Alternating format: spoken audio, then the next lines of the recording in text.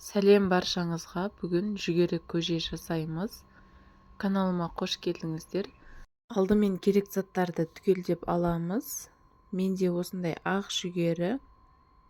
Оны үлкендеу ыдысқа салып, жақсылап жуып аламыз.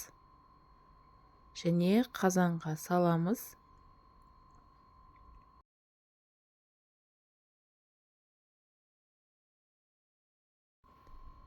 Енді үстіне су құямыз.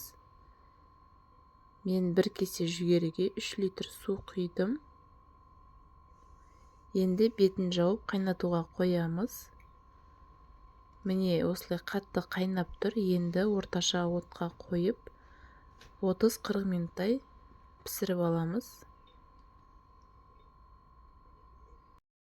Және суытуға 2-3 сағатқа қоямыз. Жүгері тағы ісінетін болады. Енді үстіне айранды құямыз. Қолдың айраны болған дұрыс.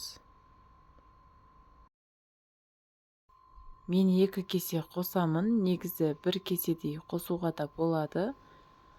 Осылай қою етіп жасап аламын.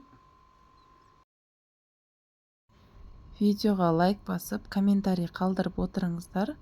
Осылай қазақша пайдалы каналдың дамуына үлес қосасыздар. Және тіркеліп алуды ұмытпаңыздар.